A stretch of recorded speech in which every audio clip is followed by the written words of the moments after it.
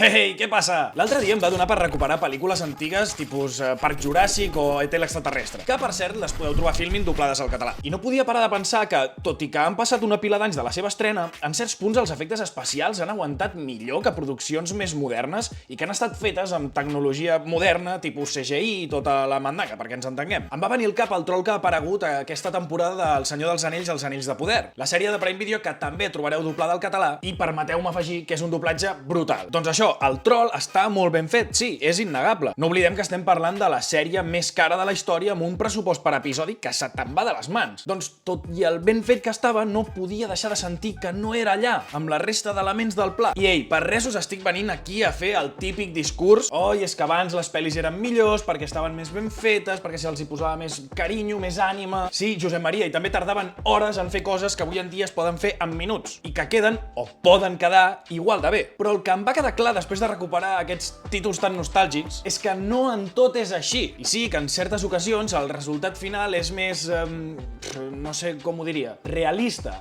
palpable, més en sintonia visual amb la resta d'elements en pantalla. Per entendre bé el que us vull dir, deixeu-me fer 5 cèntims d'un parell de conceptes. Els efectes pràctics i els efectes digitals. Que d'entrada, els dos poden ser efectes especials, però es diferencien pel següent. Els efectes pràctics o mecànics són el que es realitzen en el mateix set de rodatge, in situ. És a dir, escenografia, pirotècnia... Rotllo, quan veus el making-of d'una pel·lícula i veus el cotxe volant literalment pel set de rodatge. I aquí entraria l'exemple que jo us volia posar tant de Parc Juràssic com de ET, que són els titelles o els ninots. En canvi, els efectes digitals o visuals són els efectes generats per ordinador en postproducció i s'afegeixen en el material ja rodat en el set, in situ. I on vull arribar amb tot això? Doncs a una de les meves màximes a la vida que es pot aplicar a qualsevol cosa, l'equilibri. Crec que quan hi ha un equilibri entre les dues maneres de treballar és quan el resultat és millor. I això és extrapolable en coses en les que ja n'hem parlat aquí al canal, com quan vam parlar del doblatge fet amb intel·ligència artificial i veus sintètiques, un vídeo que podeu recuperar aquí al canal mateix. El doblatge és una feina costosa, artesanal. Podríem dir que és el construir el ninot en forma d'extraterrestre per poder gravar amb ell in situ, en el plató. Tardes més, és difícil de fer,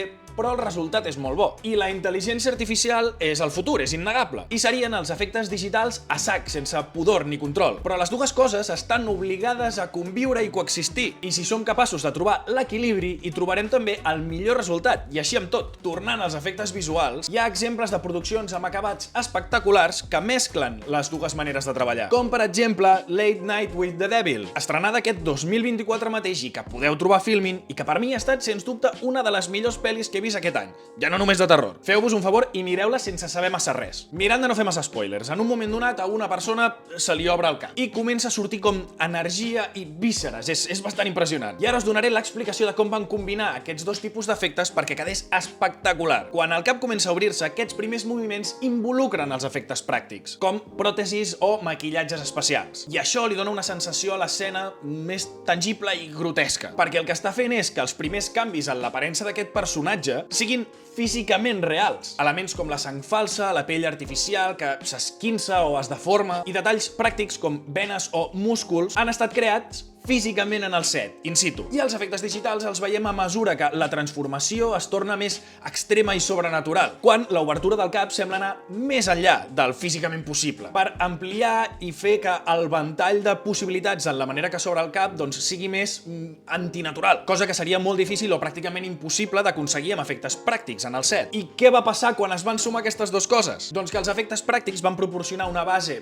realista i visceral, com el que dèiem, no? La textura de la pell, la sang, mentre que els efectes digitals permeten que la transformació vagi molt més enllà del que hauria pogut ser només amb efectes pràctics, amb les pròtesis, etc. A més, és una feina que està molt ben feta i la transició entre una cosa i l'altra és molt fluida i resulta bastant impossible distingir en quin moment acaba una i comença l'altra. I això fa que es creï una experiència visual molt poderosa i pertorbadora. Conclusió, el que us deia, equilibri. Res més que això. M'encantaria saber què en penseu de tot plegat, com ho veieu vosaltres, escriviu-nos aquí a la caixa de comentaris. I com us dic sempre, si has arribat fins aquí és que t'ha agradat o entretingut el suficient aquest vídeo com per deixar-te un bon like, que és completament gratuït. I si vols estar sempre atent o atenta a tots els vídeos que pugem d'aquest estil, subscriu-te al canal. Com molaria ara acabar el vídeo que se m'obrís el cap, Apa, ens veiem aviat. Ciao!